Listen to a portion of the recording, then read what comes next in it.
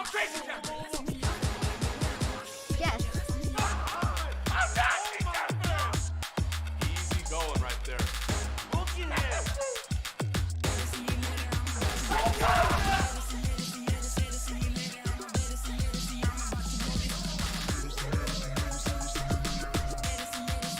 One more to go.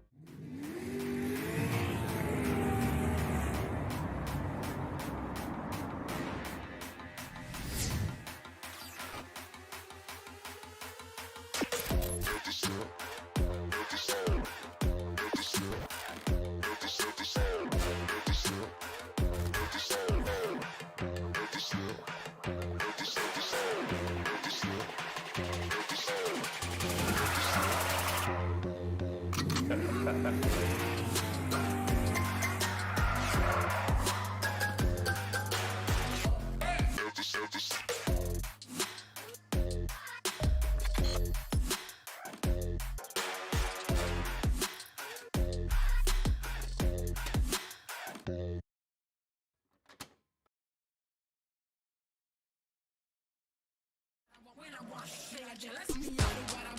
crazy, Captain. Yes. Easy going right there.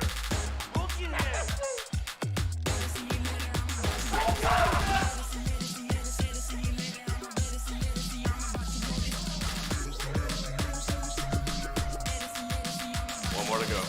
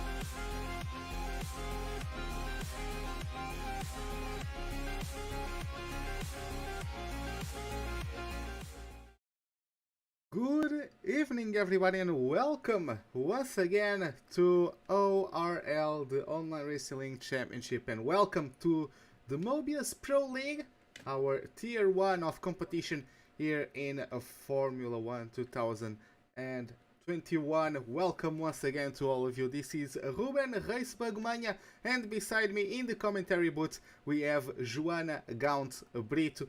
And Joana Gaunt, we had an amazing race at Imola 2 weeks ago. Very interesting race. We had a debutee on the top of the podium in the previous race, and we also got a new name on the podium. And once again, we got the Ferrari getting a second place. When we will get the win for him? When will I'm actually forgetting his name. When will Lovece Domenico. Lovece get his win? Unfortunately for him, it's missed him a couple times by now. But we can talk about that a little bit later. But for now, all eyes are on the battle for the top of the standings. We have Daniel Haddad and Dani Bereznay duking it out for the remaining points up for grabs. And of course, we are headed into round number 10. This is the penultimate round of our championship. We are racing today at Silverstone. Next week we will be racing at the Red Bull Ring. But taking a look at the developments between the two drivers in terms of their positions throughout the season, Gaunt, Bereznay did not attend the first race, and Haddad will not be attending this one. This could turn things around in a major way. Well, good evening, everyone. Daniel actually, Bereznay, sorry, actually didn't come for the first two rounds if you count China. Haddad missed that one as well, but he's now doing his second miss. It's his second. It's the second race he misses. So equal on that from both of them from today on. Of course, we've seen a bit of a crescendo between the two of them on track on the last few weeks, and we surely won't have that as Haddad won't be here tonight. But still curious to see if Dani Bereznay can take the best of it. They are separated by 24 points as we get into Silverstone. So a win here for Bereznay could make them go to Red Bull Ring in a bit of an Abu Dhabi last year's fashion. Really close on the championship, and the winner takes it all for the last round. So very much looking forward for tonight's race. Yeah, of course. This could be a major factor in the decision of the championship, but in the same way, it could make things go up in the air in the same manner, because of course, as you've said, it's a 24-point gap. If Bereznay misses this opportunity to close the gap on Haddad, because Haddad will be missing this race, it could, for the most part, maybe say goodbye to the championship. But if he's able to maybe even retake the championship lead, it would be a very intense fight going into the Red Bull Ring for the last round. That would certainly be amazing to see.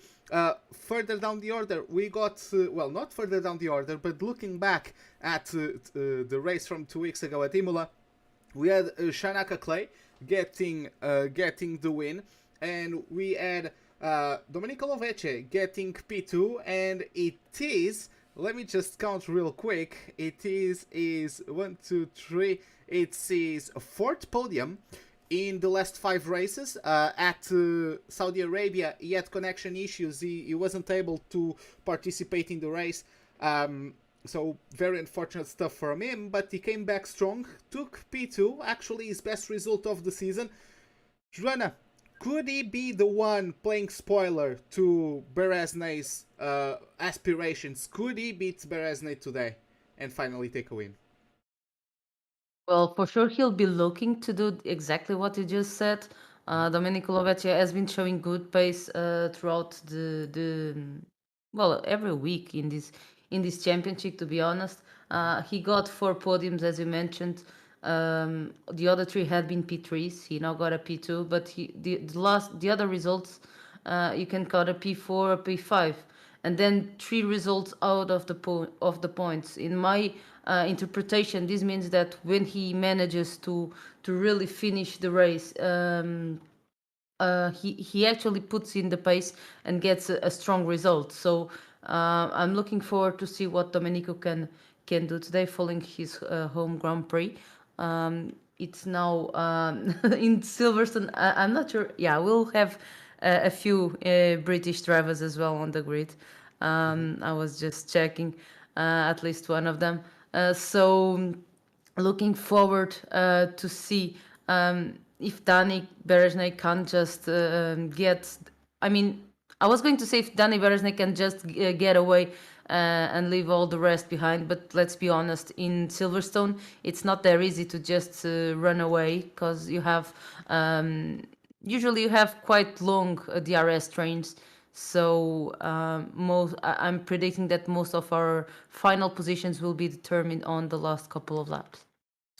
Yeah, exactly. So I would say as well that usually at Silverstone we get DRS trains and everyone is waiting for the last couple laps to make their move. A bit of a similar situation that we had with Bahrain earlier on in this season, where we got that what was it, 7 thousandths of a second. I don't recall exactly the difference, but that one ended up being won by Beresna in a massive battle with Haddad, in a massive last lap battle with Haddad. Maybe we can see something of the sort here today, and of course, if Lovecha is in a position to do so, he will certainly try to beat whoever is leading, or maybe he's the one leading and he will really fight for his maiden win for sure. Of course, also looking at another group of drivers, as we have Dario Emulo and Alessio Di Capua, they really haven't been able to, once again, they got very unlucky at the end, especially with a puncture. I believe it was Yamulo, if I recall correctly, got a puncture late in the race. And again, the Alpha Tauris, they seem to do great in qualifying, but then they get to the race and something always happens to them. So, Joanna, I keep on asking you that one, but how would you feel in their position as a driver? You have to keep digging. You have to keep giving it your absolute best, knowing that you have the pace. That some unfortunate thing have been happening in your races, but that you have the pace and the ability to put on a strong show and get some results. Um, so yeah, you can't look at it any other way. Yeah, otherwise, you might as well not show up for the race. If you're racing, you want the win. Every single of them will be fighting for the win, even though, of course, some of them have better chances than other drivers, more experience as well. We have quite a few reserves again tonight joining our grid. Let's see what they can show us. I don't think um, we have two totally new faces, I believe, three maybe. So we could be up for some nice surprises as well. Yeah, so looking also at another battle, of course, we've been witnessing the battle between Haddad and Beresnay, but also McLaren and Aston Martin, they are separated only by 11 points. And Samuel Bean, the information I have is that Samuel Bean has a grid penalty. So, Joanna, this could be a massive opportunity for McLaren to take the front in both championships. Well, to be honest, you won't have Sven Zerner racing tonight, so um, it's not as good as it could have been for McLaren. You'll have Bastian Brunner, one of the new guys joining up on McLaren besides Danny Beresnay. You have Samuel Bean as the full-time driver in Aston Martin, being joined by Oscar Villacampa with big shoes to fill, if you may. It's not really the expression to use in an F1 race, but you know what I mean. So let's see. I think Villacampa, yeah, he's raced twice at least with us before. He got P7 in Japan, wasn't as fortunate in Saudi Arabia. So let's see what if he can get on the points again as he did in the Asian country, and let's see if he can help the team, or if McLaren will indeed take a full advantage of Haddad's absence. Yeah, of course, we are getting a few moments apart from the start of the qualifying session. I would, of course, try to ask you for your predictions. So, yeah, what do you think will happen in this qualifying session? Who do you think will occupy the first three slots at the end of Q3? I can't bet against Danny Beresnay. He knows he has he has to pick the race and do what he has to do, not depend on the other drivers. So I'd put him on pole. Then Domenico Lovecchi in P2. He's been showing really good pace, so let's see what he can achieve tonight. And then maybe I'm going to say Samuel Bean, so we can have the team from Silverstone on the top 3 qualifying session in Silverstone. Yeah, so of course Bean will start last, so at least we only have Oh, 19 sorry. Yeah, I completely forgot about the grid penalty. Never mind. Yeah. So let me rephrase that. We let me rephrase that. Let me pick someone else to round up that podium. I'll say Dario Yemlo. He's been having both AlphaTauris have been having good qualifying sessions, so I'm going to bet on one of them. Yeah, so let's see how they go. Of course, another group of drivers who could maybe turn some heads this weekend could be the Red Bulls. Of course, we have not their full lineup today. We have Firer alongside Istvan Puki for so only one of the full-time drivers for Red Bull is racing today, but Istvan Puki already got a podium at Canada. Yes, it was very early on the season, but after that podium, he has had another 2 top 5 finishes. So he could be a name to look at for this Grand Prix. Surely he can certainly pull it off. Of course, I will be very interested to see what Samuel Bean can do from the last spot on the grid. He has only failed the top 10 twice in this season. He failed it in Japan. He finished P20 after an incident, if I recall correctly. And I don't think he scored points at Imola, and I say I don't think because unfortunately our notes don't include Who are the you past talking about? race. Sorry. Samuel Bean. I don't think he scored. I think he was. I think he No, got he a didn't. puncture. Yeah. He didn't score points. So only only in 2 occasions Samuel Bean didn't score points. His lowest position finish is 10th place at Belgium, where he also got involved in some drama in that race. He has 2 4th places, 3 6th place finishes, 1 10th place. So maybe he could also get his first podium. He definitely needs, if he's going to defend his colors in the constructors battle. This would be the day where Aston Martin really needs him to provide some heroics, and maybe he could come from the back and accomplish some sort of podium or top 5. So of course anything can happen with the quality of this grid. So we'll see how things go. We are still just waiting for the start of the qualifying session. So I would like to ask you, Joanna, do you have any dark horse for the race today? Anyone that you think could surprise us? Oh, that's a tough one. I Yeah. mean, at this level, is it really considered as a surprise when you do well? Well, I mean, a driver that, for example, never got the top 5, I don't know, looking at the table, for example, Zoltan Boda never got the top 5. None of the Alpine drivers have gotten a top 5 this season. I'll go with the gray horse, if you may say. So Okay. someone that hasn't been on the top 5 for a while, but it's definitely capable of it, who is Patrick Ruti. Yeah, Patrick Cruty. I was also thinking about him because yes, he has gotten a podium at Belgium. He got a very strong start of the season with the 5th place at Canada, then the podium at Belgium. After that, he has only been near the top 5 once with 6th place at Bahrain.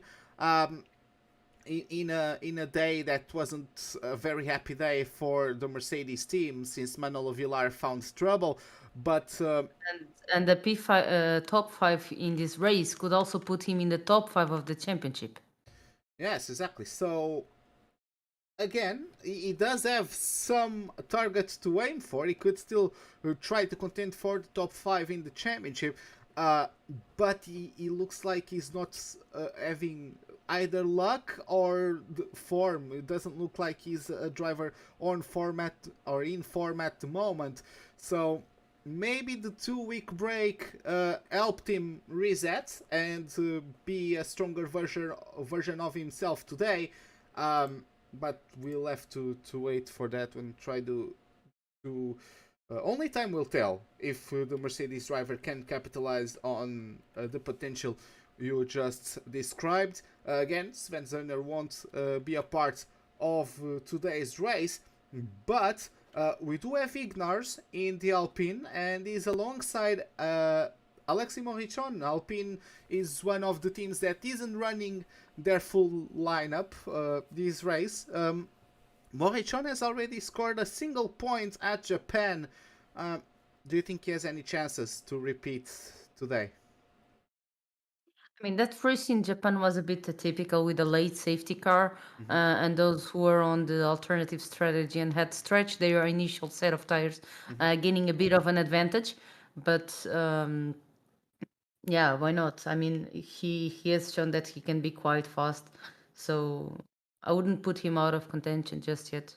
Okay, so, well, with that, we are getting ready to start our qualifying session. So, there you have it. Welcome to Silverstone. Welcome to the home of Formula 1. This 5.8 kilometer circuit. It has 2 DRS zones and 18 corners. It is a track that provides plenty of action, plenty of history, both in real-life races and online racing leagues as well. Always a track that never disappoints, and surely the drivers will put on a great display today as well. Looking at the standings, we have Daniel Haddad leading affairs with 129 points, followed by Dani Bereznai and Domenico Lovece. The second McLaren of Sven Zerner is right behind the podium, with Istvan Pukki closing the top 5. Then we have Samuel Bean with 49 points, 5 ahead of Kruti, who is ahead by just 11 points of his own teammate Manolo Villar. Saboconi in P9 and Alvaro Carreton closing the top 10. Looking at outside the top 10, we have Shanaka Clay with, after his debut, he claims full 25 points and grabs the first spot out of the top 10. He's followed by Modesto Mena, who is in a tie with Pablo Armengol. Then we have Perez, De Capua, Mulo, Ramazio, Boda, Smith and Morrichon. Looking at the constructors, we have Aston Martin leading affairs 11 points ahead of the Woking-based McLaren, with then the team from Maranello Ferrari closing the podium. The Milton Keynes-based Red Bull is in P4, with Mercedes closing the top 5, 12 points ahead of the Groove-based Williams. After that, we have AlphaTauri in P7, Haas in P8, Alfa Romeo in P9, and Alpine is the last of our teams. So with that, we can get ourselves through to the race, or the qualifying session rather, and there we have it. We already have some action out there on the track as well. Apologies for having to something is trolling me, and yeah, okay, that fixed it. Okay, we do have some track action at the moment. Zoltan Boda just got out of the pits. Is actually going out there on a set of intermediates.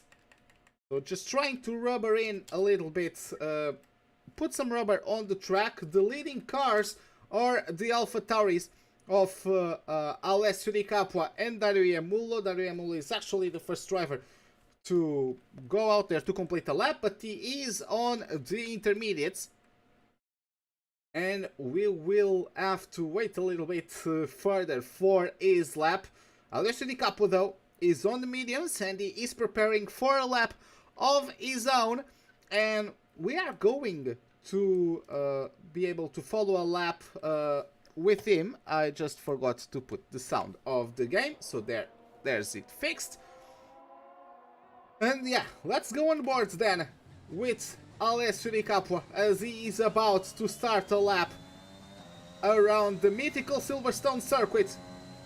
As he gets to turn number 1, basically full throttle, just trying to nail the angle there of approach. Now combination of turn 2, braking zone at the start of the curb on the left hand side, now getting through the loop, and now smooth on the power up through the gears and into lane 3 as we get down the Wellington Straight, the first of the DRS zones of this track, up through the gears, and now a very difficult braking zone into Brooklands. Of course, now going in the reverse now through Woodcuts and through the old pit exit or the old paddock. You still have the markings of the start-finish straight that was previously used.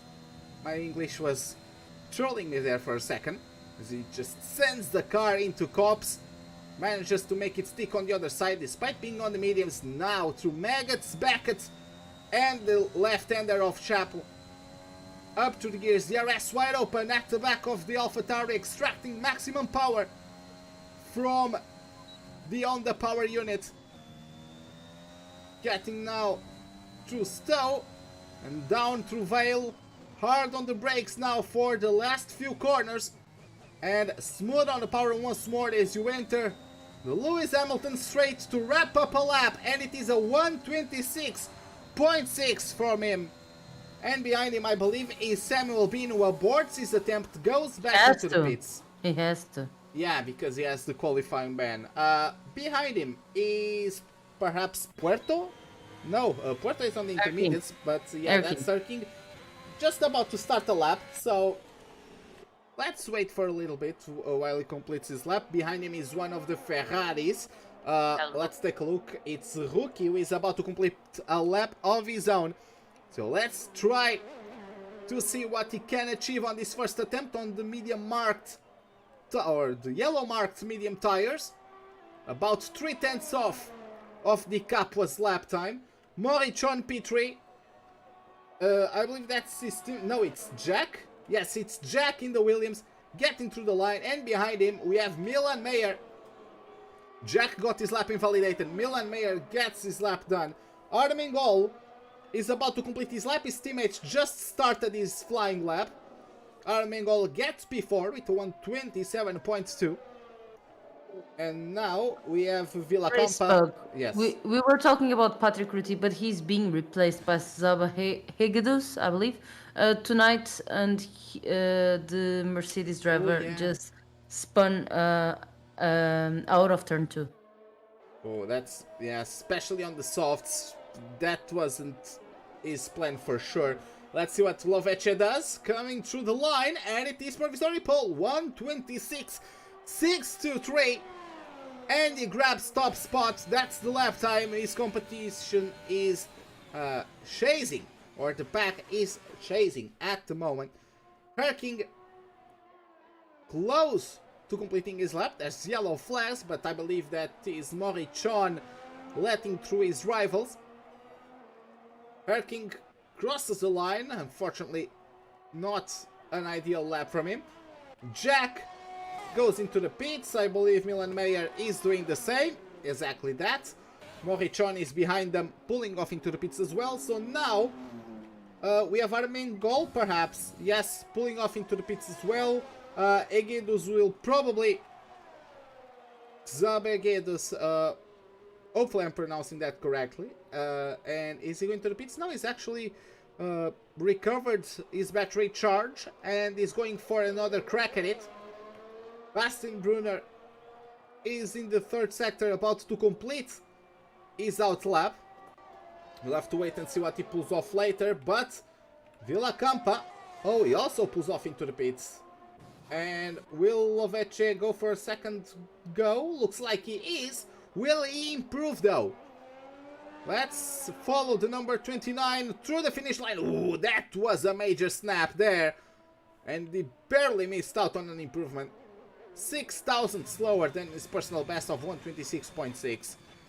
So, not an improvement from him. And Joanna, what else do you see on the track at the moment? Not much. Our drivers doing what most of our drivers getting ready to do what will be their actually first attempt at this qualifying session, saving some tires for the second and third qualifying sessions, or even for a safety car during the race. Meanwhile, we are keeping up with Bastian Brunner at the moment. He caught up to some of the Alpha Tauris.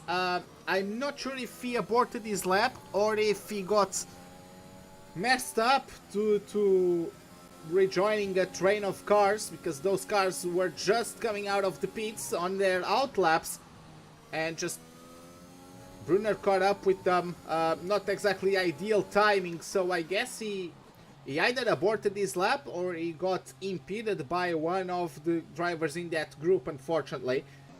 Nonetheless, we have Alessio Di Capua going for his second attempt, now on a set of softs. Dario Amulo is right behind him, Istvan Puki, and I believe is Puerto, exactly.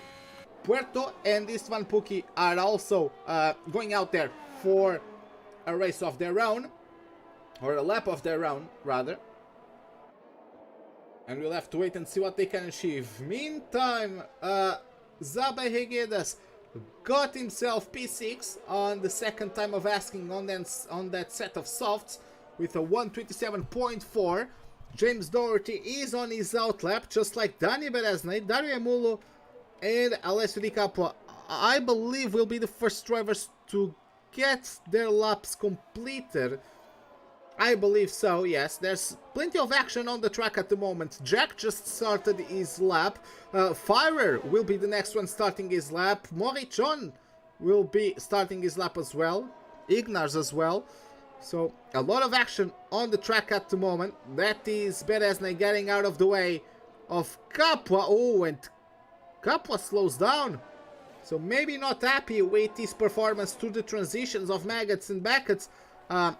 Not happy with his lap and he aborts it.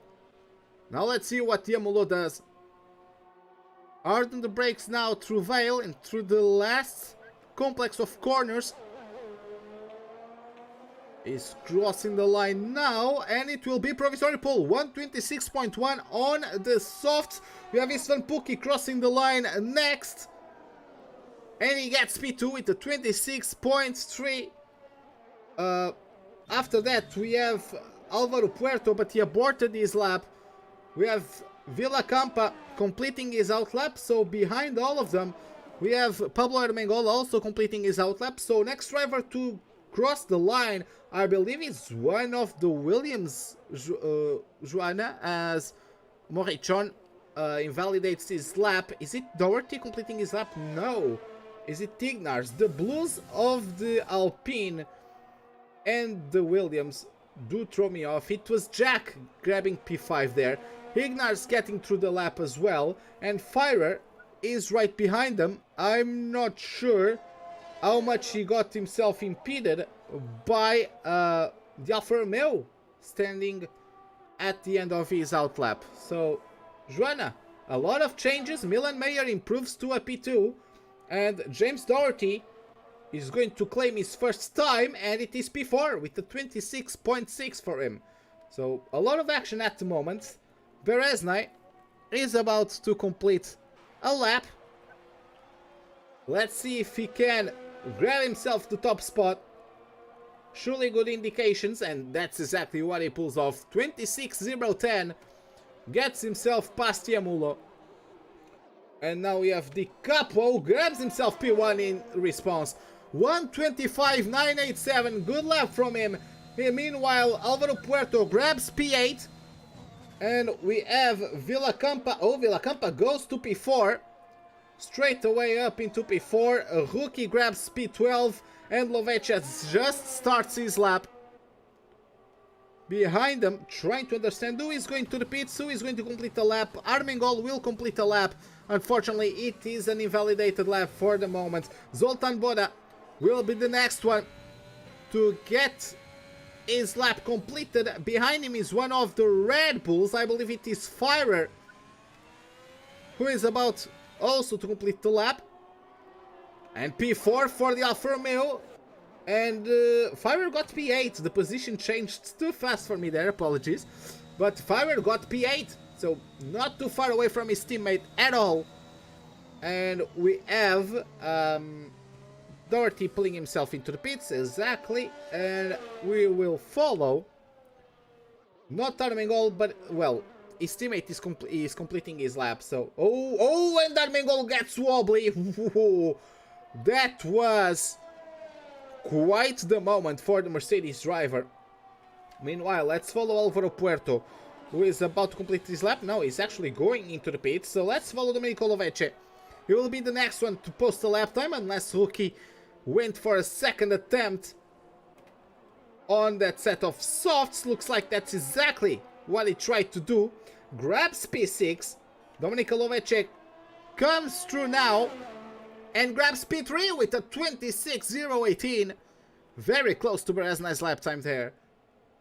And now we have Erking going for another crack at it. Going for once more on a set of softs, trying to escape from Q1. Also in the third sector, we have Zoltan Boda. So let's take a look at what the number 20 can achieve. It looks to me like he's going quite slow. Yes, he was going quite slow and pulls himself into the pits. So looking at the track, it's Hegeda's time to try and improve on that. 127.4. Yamulo is satisfied with his lap. Bereznai as well. Both believe their respective times are enough to proceed into Q2. And now let's see what the Brackley-based team can pull off. Oh, it was just cuts a little bit of that corner 17, I believe that was. And invalidates his attempt. Truly unfortunate. I'm not sure if he's going to have time to go back into the pits and go and have another crack at it. Nonetheless, we have Bastian Brunner on a hot lap, and he is right behind one of the Williams. That is Jack, I believe. Yes, that is Jack, who is also going for a lap soon. Herking is about to complete the lap, but he spins! Herking, that was his chance perhaps of climbing out of Q1. And he loses the rear into the last corner on the transition. Between corner 17 and 18, he loses it, and he also loses a chance to get into Q2. So that's going to be it for his aspirations. Meanwhile, Morichon also just started a lap of his own. Trying to figure out the order of the pack at the moment. Brunner is completing his lap, so it's Jack. Jack will be the first driver to get through with a lap. After that will be Brunner, then Puerto, And then the pits of Zaba going for a fun. No, he goes to the pits. I think it's the end of the qualifying for him.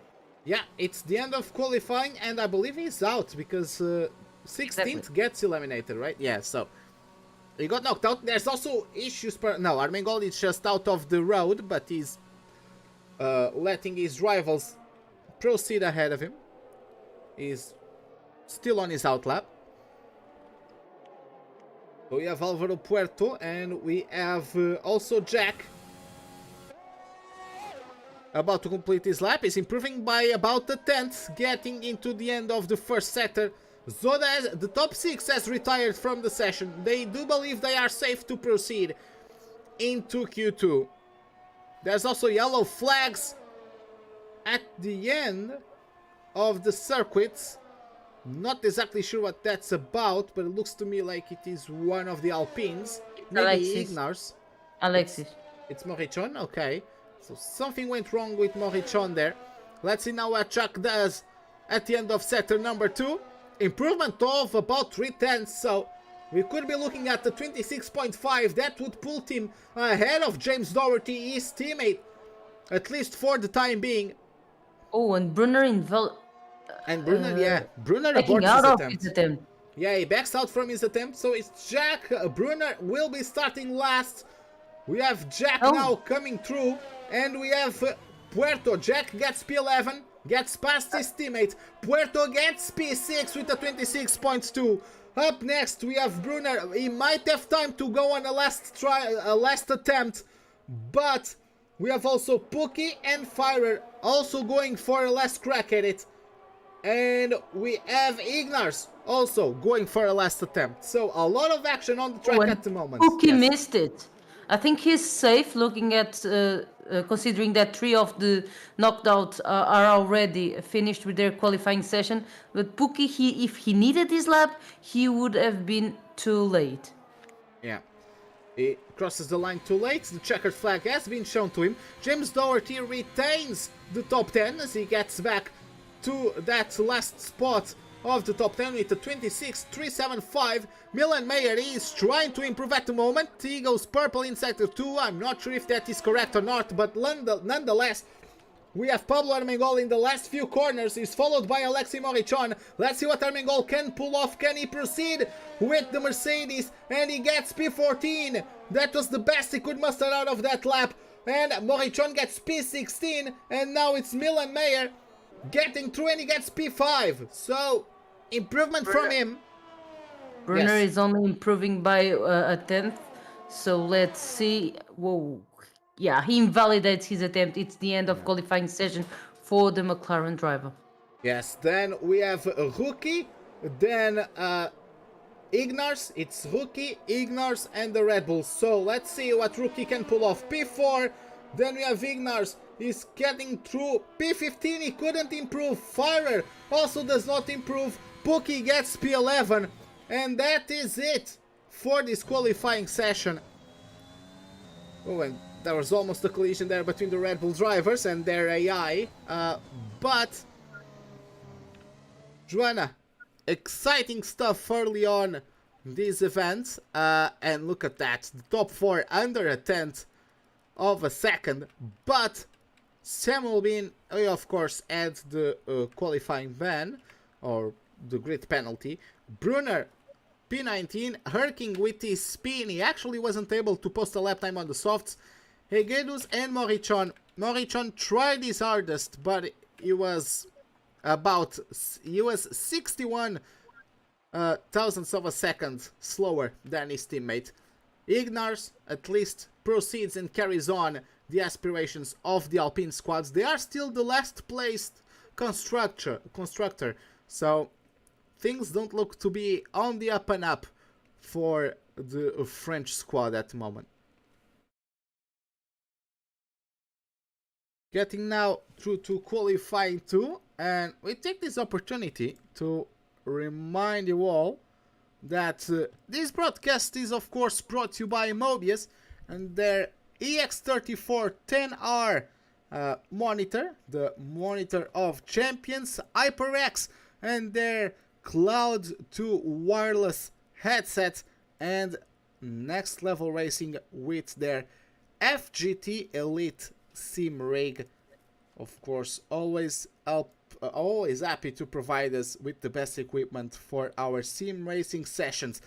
Getting back to the track and about to get back to the action. And Joanna, anything to say after that Q1? We have one McLaren down, one Aston Martin down. The championship constructor championship fight, even in this qualifying session, is really well balanced. So James Doherty is one of the first drivers to get out there and go for an outlap. We have Alessio Di Capua leading the group once again. The AlphaTauri drivers the first to go out there once again, both on the medium tires. And Joanna, do you believe any driver will try to get into Q3 on a set of mediums? I have no idea. I mean, they could try on the first attempt, but then again, it's a weird balance because you have better grip at the end of the session, but if you risk going on the mediums at the end of the session, you have no time to correct your tire choice if you need to. So it's really, in my opinion, it's only someone who is really sure that they want to start on the medium compound and they'd rather be P11 and out of Q3 than start on the softs. In that situation, yeah, they'll go for it at the end of the session. Otherwise, I think they'll try to put a decent time on the mediums, but ultimately have to go for the soft compound at the end of the qualifying number 2. So, Alessio Di Capua goes to start his lap. So once again, we'll follow the number 23 on a lap of his own. We also have, I believe it's Ignars about... Sorry, it's Doherty will be the next one to get through. Then Iamulo. Then one of the Ferraris, I believe that is Lovece. And we have Armengol. And the last one of this group is Ignars. So 5, 6, yes, 6, a train of 6 going for their first attempt in qualifying 2. Oh, Alessio Di Capua getting a proper tank slapper there, getting out of Woodcut. And now just sends it into Cops, always a challenging corner. And I believe he's on the tires, on the set of tires that he used to make his first run in Q1. So, of course, we have a bit of further grip because of the track evolution, but always challenging to go on a sending lap on worn tires, especially worn mediums. Let's see what he can achieve now, getting through the last combination of corners.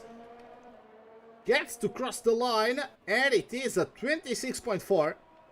He actually got a faster lap than his first attempts on Q1, despite having tires with a lap on them. Doherty goes into the pit, so it's Iamulo. After that, it will be his fellow Italian, Domenico Lovece. Then we have Armengol. And after that, we have Ignars. Oh, sorry. Wrong button. Ignars gets P5. So it's the couple of Armengol on the softs. Probably used softs as well, but Iamulo and then Ignars also on softs. So, Joanna, oh, and we have, was that Armengol? Armengol potentially going on a second lap in a row, but he spun out of turn 2. Reminiscent of Vettel's spin back in 2018 or 19, not exactly sure. 2020, I believe. Was it? Was he in No, it wasn't in Ferrari in 2020, was he? Yeah, Was it's it? his second year in Aston Martin. No, I'm talking about Ferrari. He spun Exactly, to and turn 2022, it's his second year in Aston Martin. So 2020 was the last. Okay. Because the year COVID showed up. Although it's Okay. called 19, it's mostly affected 2020 onwards. Yeah. Okay. Huh. Again, I've watched F1 for so long. Things do tend to get mixed up. It's all a blur sometimes. Ooh, and Armengol, yeah, he goes off there. But we have Álvaro Puerto just starting his lap, and we have taking a look at the map. We have one of the Alfa Romeos. Is that Boda? No, Boda already completed the lap of his own. Villacampa as well gets P7. So his teammate Milan Meyer is about to complete his out lap, just warming up his tires. I'm not sure how many drivers out of this group will try to go for a second lap in a row, so let's follow this group. As we have Boda, and in the background we saw the Ferrari of Rookie. Boda goes back into the pits. Rookie is improving. Okay, so let's see what Rookie can pull off. That lap wasn't the best yet. That 127, he can do better than that. But that slide probably threw a spanner on his aspirations. Still improves, not by enough to proceed on the grid. Now we have Firer and Pookie. Yeah, Firer gets through the line and gets P3. Pookie has invalidated his attempt. And that was Jack just behind Firer on a lap. Álvaro Puerto will be the next driver to complete an attempt. And behind him is the Williams of James Doherty, who went out on another outlap on a set of mediums. And Puerto grabs top spot. 1:26.409. And is at the top of the table at the moment. Doherty just started a lap of his own, so we'll check on him a little bit later on. Beresnay is finally out on the track. And is going to take a crack at it on the soft tires. Milan Mayer is right behind him and about to complete a lap, Joanna. Yeah, I was on board with one of the Williams, so I wasn't really following Milan Mayer. But yeah, it's provisory first place for Milan Mayer in this second qualifying session. The Alfa Romeo driver jumping to the head of the grid. We have the Williams of James Doherty doing his attempt on the medium compound, leaving it to a bit later, but still early enough to be able to correct the tire choice if he so deems necessary.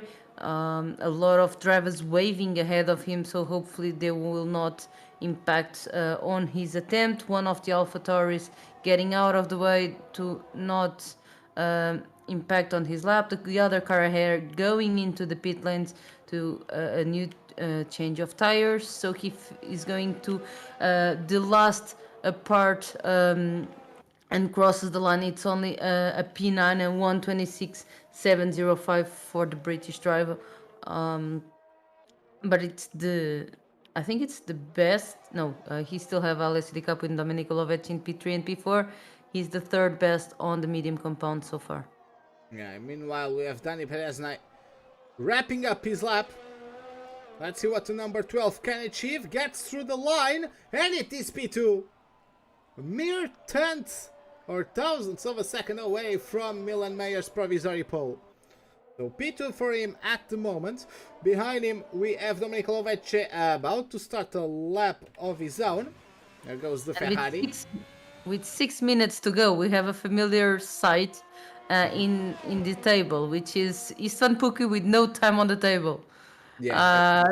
Don Guerin really likes to leave it to the last possible moment. Yeah, exactly. Meanwhile, we have Ignars getting through the Beckett's combination. Meanwhile, Villacampa is about to finish his outlap and Ignars spins. Ignars loses it into Chapel and, as well, of course, manages to avoid the wall. Somehow, he managed to pull that one off. James Doherty, is he going to go on a second lap on the mediums or is he back into the pits now? He has invalidated his lap. So. Yeah, he invalidated his second attempt quite early on the lap before turn number 4 at least. So he's definitely not on a second attempt, probably going back to the pit lane. Yeah, Alessio Di Capo gets into the 25, so provisory pole. His teammate answers not quite as fast, though a major improvement, about 6 tenths, but gets P4 for now. Domenico Lovetti, another Italian, is going to try to mount some sort of a reply.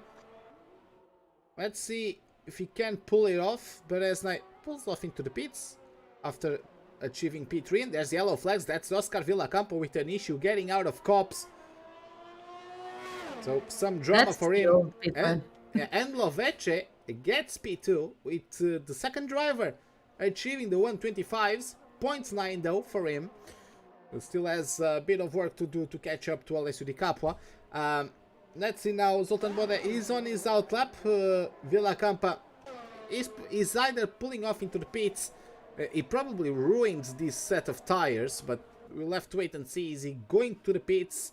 Looks like so, yeah.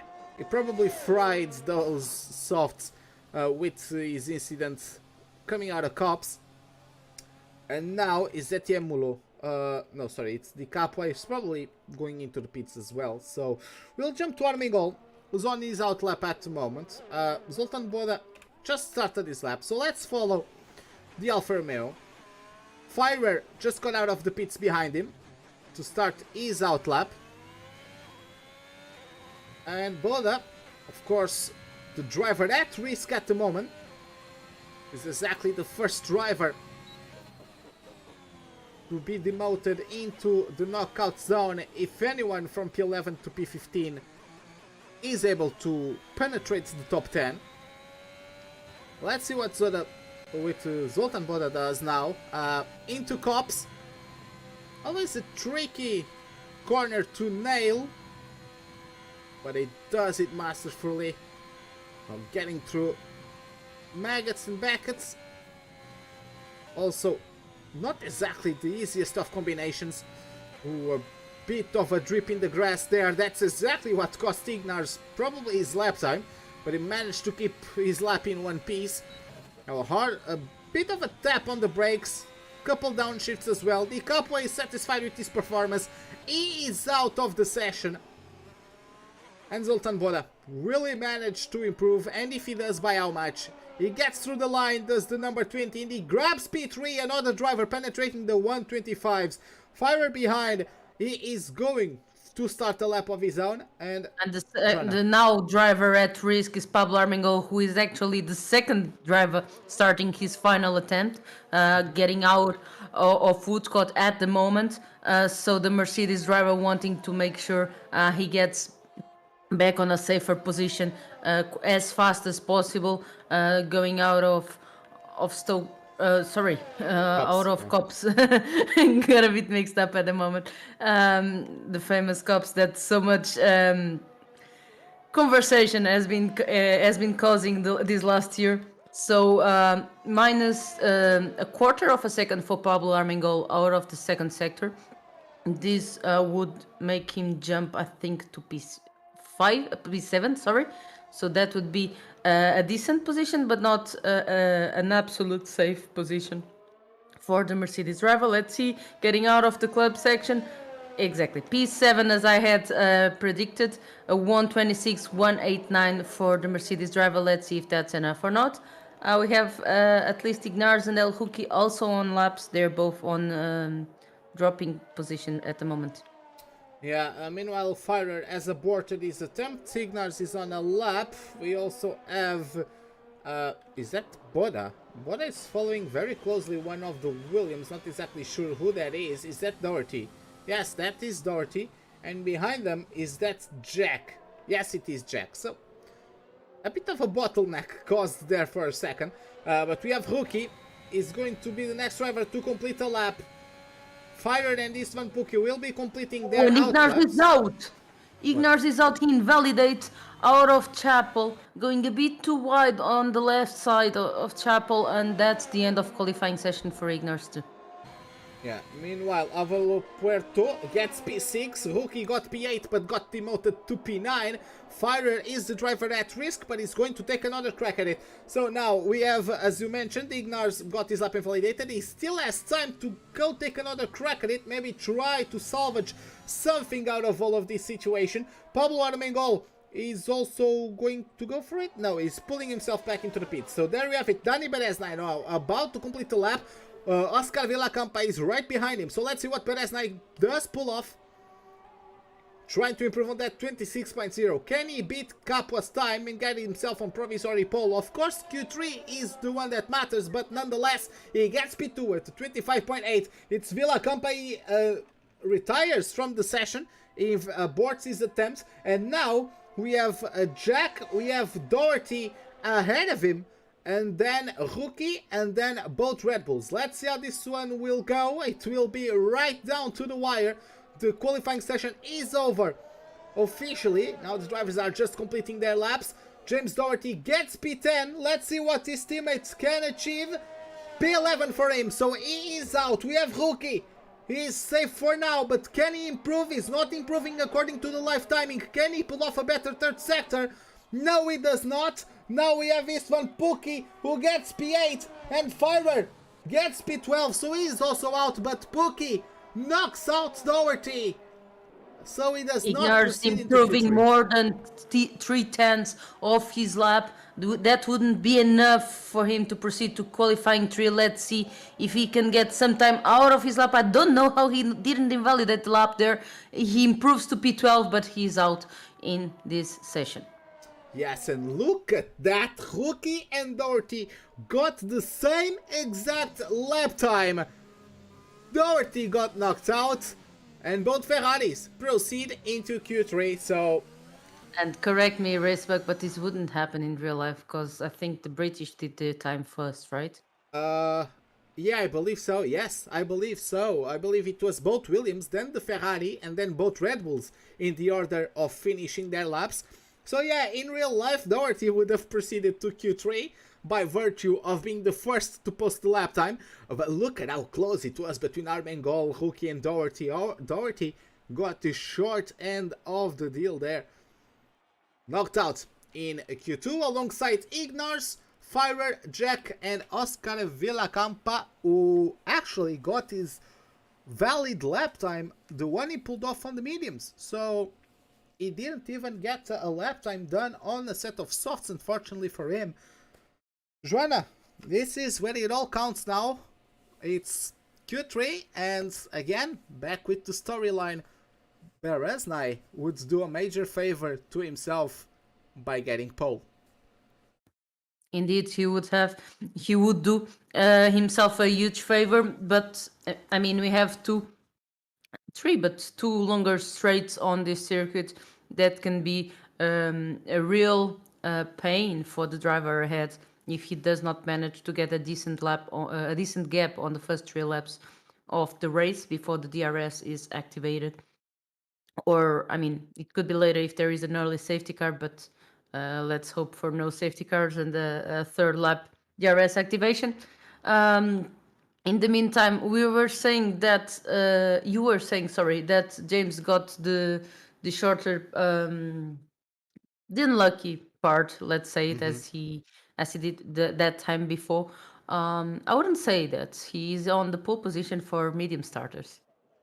Yeah, so we are back with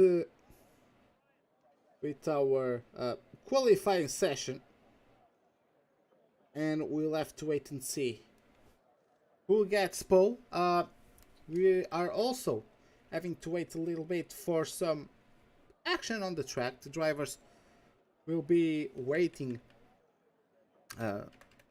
for their turn to get out there. I'm sure some drivers have more sets of tires saved for Q3 than others, so this is where all of the strategies all of the different approaches to qualifying might change things, because some drivers will have more than one opportunity to get the grid spot solidified on the table. So I see some action at the Haas that indicates that it is Alvaro Puerto getting out there. Also Milan Mayer was the first one to get out there, and the number 69 will be the first one to grab a lap time, hopefully. We've seen the Alpha Tauris be the first ones out there. Now it's the other Alpha starting ahead of everybody else. Let's see how things develop for the number 69. He has done a very good job to proceed into Q3. And also very solid lap times from him as well. I believe in both Q1 and Q2 he managed to achieve a 125 on the board. So it's going to be interesting to see if he is able to also pull it off a similar lap time now that we get into Q3. Zoltan Moda, his teammate, also just got out of the pits, and behind him Dario Iemullo. So let's now see the lap with Milan Mayer. Just warming up his tires a little bit. Of course, the track much less busy in Q3. We'll have to try to be patient for a little bit while Mayer does his management of those Pirelli. And now we get underway with our lap. And once again, getting through the first pair of corners, always very fast. And you can actually spin if you take that inside curb on a wrong angle. Bit of a tricky braking zone into turn 3 in this tighter complex. Now getting through the loop. Ooh, bit of counter steer there from Mayer. Delayed his power application by a little bit for sure. Nonetheless, he gets through in 3 and now in through Brooklyn's. Hard on the brakes, down a couple gears, and now repeats the process. We get now through Woodcut. Up through the gears, through the old paddock. Now just take a deep breath and send the car into cops. You need to trust your instincts, trust the machine. Mayer actually has to make a correction because he turned in slightly too early. He gets now through Maggots and Beckets quite nicely. A bit of grass there. Could have sent him for a spin. Managed to keep it together. And now at the start of the curb on the left hand side. A dab on the brakes, a couple downshifts. Try to occupy the full width of the track to maximize speed. Now through the last combination of corners. Through the gears, a bit of a snap from the rear. Nonetheless, he gets P1. With a 26-0, behind him is Álvaro Puerto, but he has invalidated his attempt. After that, we have Bereznai on his lap, out lap as well, so I believe next one is Zoltan Boda. Behind him is a rookie, exactly. Behind him is rookie, let's see. Or behind him is Yamalo actually, then it's rookie. But let's see what Boda does. He's getting now hard on the brakes through this last complex of corners. Can he get himself past his teammate? No, he does not. About 2/10 shy of him, in fact. Now we have, sorry, that's Yamulo, yes. Oh, but Yamulo has aborted his attempts after invalidating his lap. So now we'll follow Rookie. We will follow Rookie. Let's see what number 21 can achieve. As he gets now through Stowe.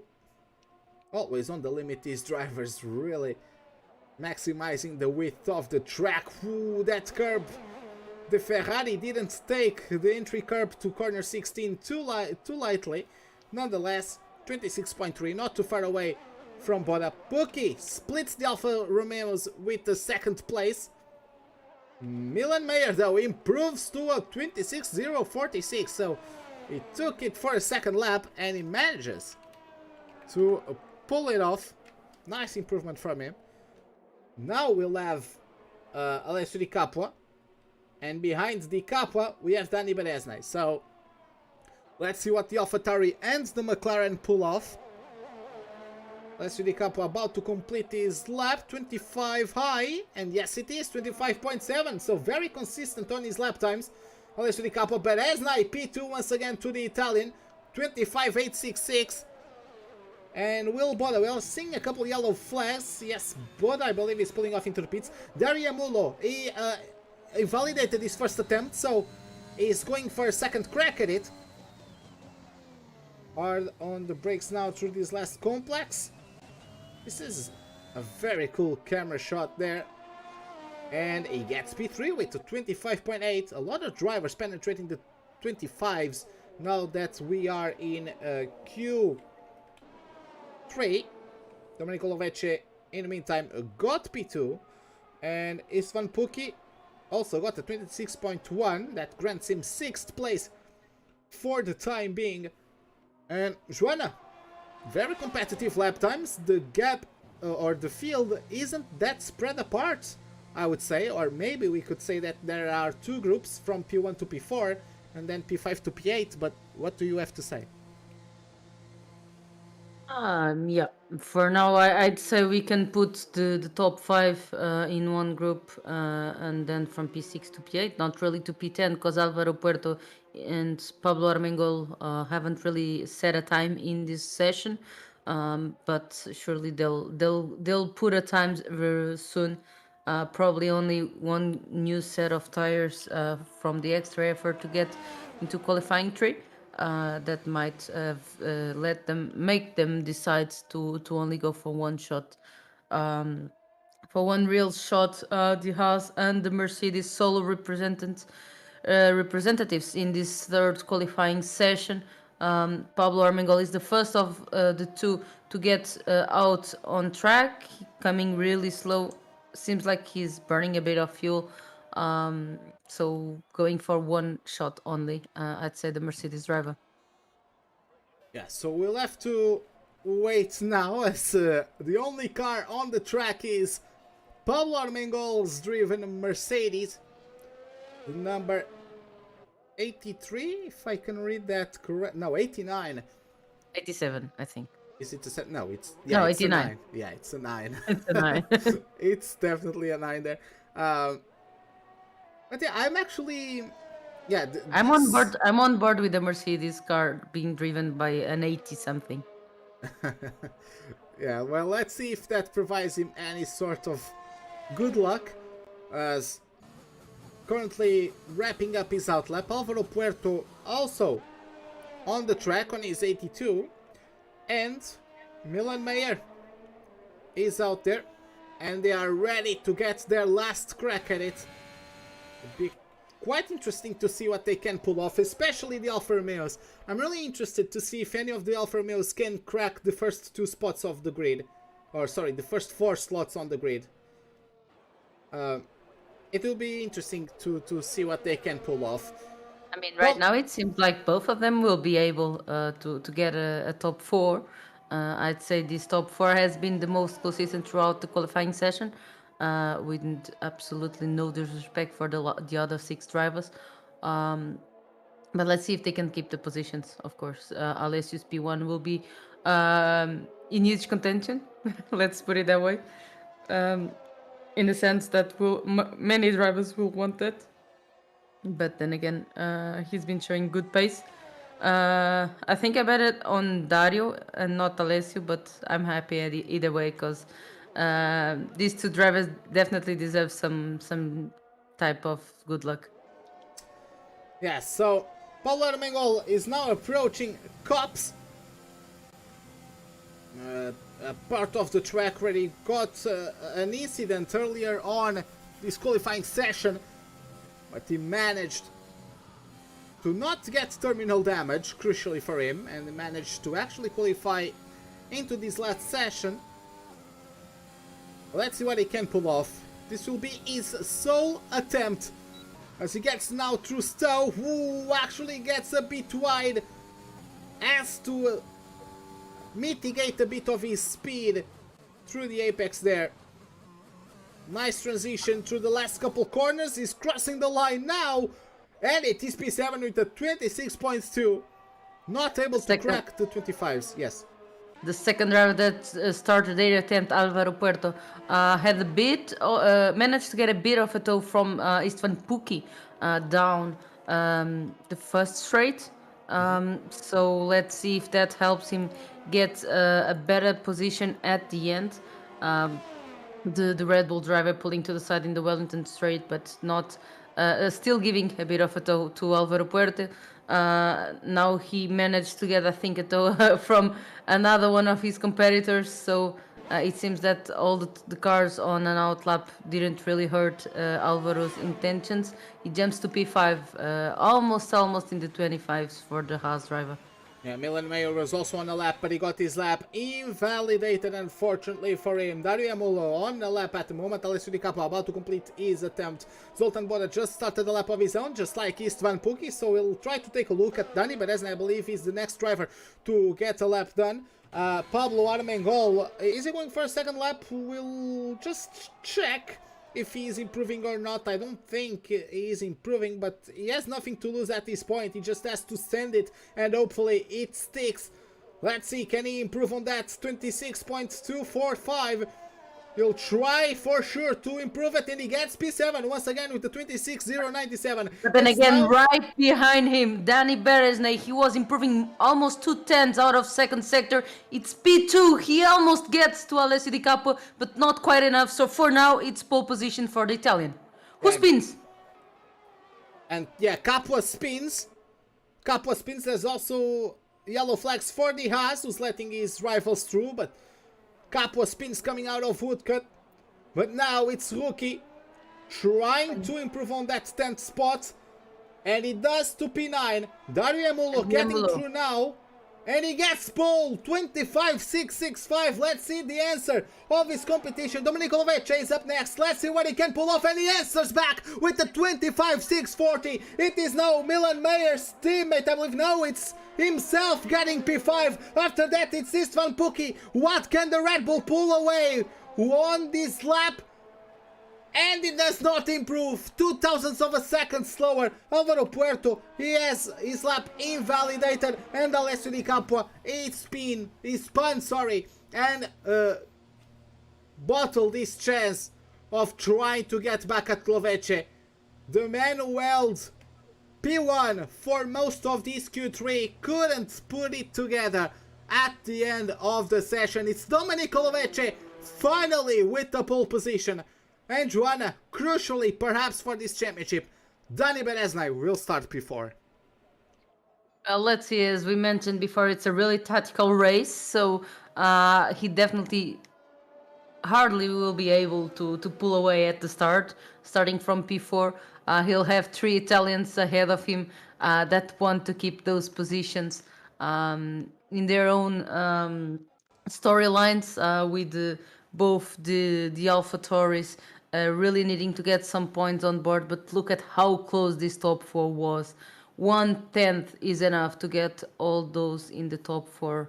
From Domenico Lovecchio with a 1:25.640, Dario Iemolo P2, Alessio Di Capua, Dani Bereznai, Milan Mayer, Alvaro Puerto. Thanks. Pablo Armengol, Istvan Pukki P8, El Huki P9, and Zoltan Boda starting from P10. It was Boda who was tied with Doherty, right? It was Huki. It was Huki. Okay, so Huki getting another position comparing to the second qualifying session. Let's see if Doherty is able to keep up with the drivers ahead. I'm assuming he'll start on the medium compound. It seems like the most sensible thing to do here. Let's see if he manages to keep up with the guys on the softer compound. If he manages for the first 3 laps, he's in a very good position to keep up with the DRS train. Yes, exactly. So it will be right in the thick of it. Let's see, of course, if he's able to keep it consistent and just keep up with the pack. I don't see many drivers, apart from the drivers outside the top 10, I don't see many drivers going too aggressive early on this race. Perhaps Bereznai to try to get himself into P2, because if he gets into P2, he probably gets some sort of control of the race, I would say. Bastian Brunner, of course, is also on his debut, so maybe we can see some fire out of him. The Austrian driver starts not last, but P19, because in last starts Samuel Bean, the driver, he got a qualifying ban or a grid penalty, so he starts from last place today. And we are starting our formation lap. And let's take a look at the tires the drivers are choosing for the start of this race. And Joanna, only Ignars and Firer decided to start on the softs. So if anyone is going to be aggressive early on the race, it's probably those two. Yeah, let's see what those two can give us in these starting laps. Probably trying to pass James Doherty in the first laps and maybe get into the points paying position ahead of Zoltan Boda. But then again, a poor start at this circuit for any of the drivers, except those last two, but you'll understand what I mean in just a second. A poor start for any of the drivers has the potential to cause absolute mayhem in the middle of the grid. The first car can be able to avoid the collision, but the second car usually is not able to realize that there is a stopped car ahead of them. So a poor start could bring absolute chaos to this starting. Let's hope everybody is able to get through the first corners with no trouble, and then we'll have a race on our hands. So, of course, Samuel Bean trying to fight, if I can say, for the championship lead of the Aston Martin team. I can see there that Ayrton Senna inspired helmet. Good to see. A tribute from the number 35 of the Silverstone based team. So if he's fighting for the Constructors Championship hopes and is also at his team's home Grand Prix, I mean, basically every team has its home Grand Prix as the British Grand Prix, but Aston Martin is based in Silverstone, so you couldn't get much more home than that. Let's see what he can achieve. Ege does also with his debut. It will be interesting to see if he can climb any spots. Jack also on a debut of his own. And there you have it. Bean is the last driver to join us. So at the front, we are only waiting for the race director's orders to light up those red lights. And there you have it. 1, 2, 3, 4, 5 red lights. Lights out, and away we go for the British Grand Prix. Good start from Lovech and Yamulo. The Capo is already alongside Danny Berezna into turn 1. Looks like the McLaren will get the upper end. It's Lovech from Yamulo, from Berezna going to braking zone of the turn number 3. Looks like Berezna is challenged by the AlphaTauri, now gets the inside. They are banging wheels. Milan Mayer gets privileged view of that battle. It's a traction battle that is won by the Capo as we head into A3 and down the Wellington straight into Brooklands. Obviously the Capo goes defensive. Berezna looks on the inside, looks on the outside. It tries to make something happen, but cannot, at least at this point. Tries now a possible switch back on the Capua, but the Italian isn't budging. Berezna has to settle for P4, and it is a trio of Italians at the front with Lovece, Yamulo, Capua, then the Hungarians with Berezna and Meyer, the Spaniard Armengol in P6, Puk in P7, Boda in P8, Truk in 9th, and Doherty grabs P10 as the drivers outside of the top 10 who started on the softs, they have found trouble, Joanna. Yeah, a bit of an unfortunate event out of, I think it was in turn 2. So a bit of cars getting across the track. Thankfully, the ones behind were able to get past them with no major issues. Let's see if anyone goes for a pit stop at the end of this first lap. But honestly, I don't think we'll see plenty of them. They lost the car, but I didn't see any contact into the well. And as I said, I think it's Alvaro Puerta stopping. So Yes. the Haas driver with some damage, as Ignars too as well.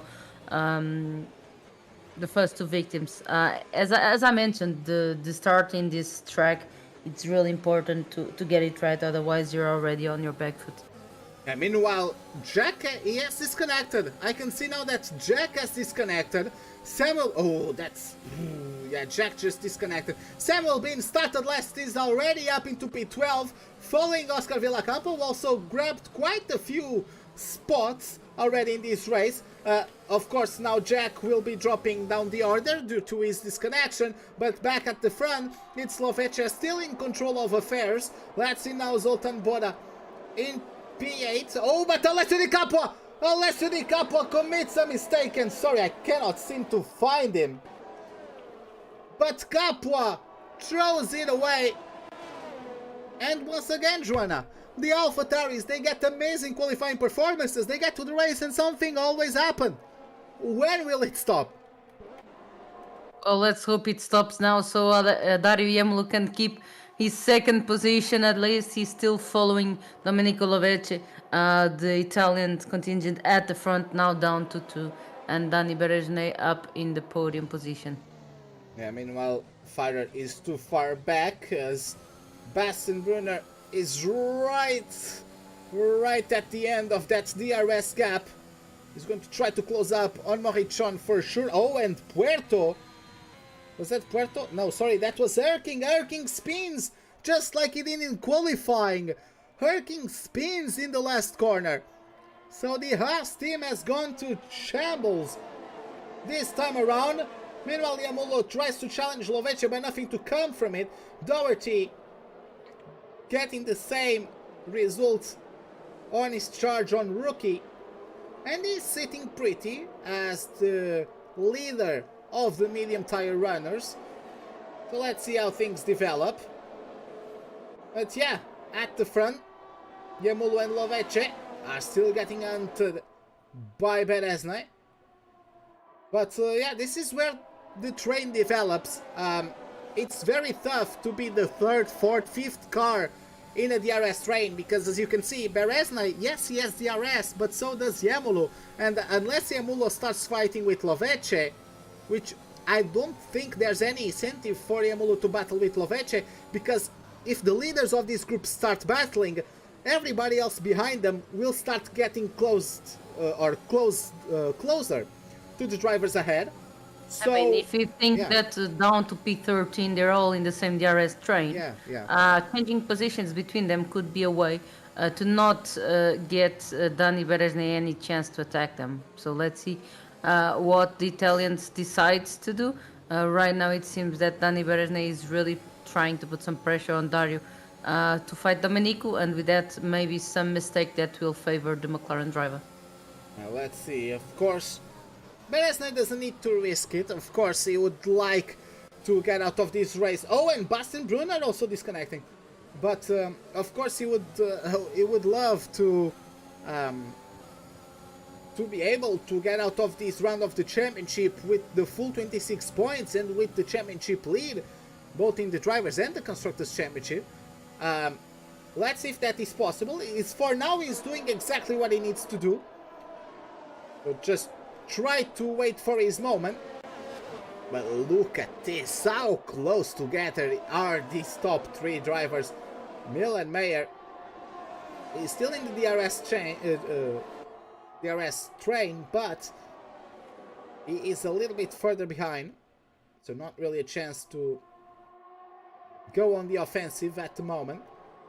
And Zoltan Boda, he has been for the past few laps filling up the mirrors of Istvan Pukki, Joanna.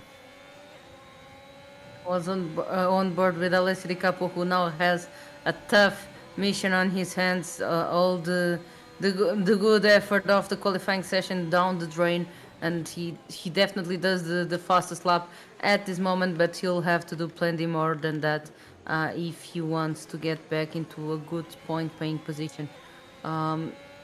First mission will be to close the gap to Optic. Ahead of him, it's 2 seconds separating the two drivers on the softer compound, and then 3 seconds to the train.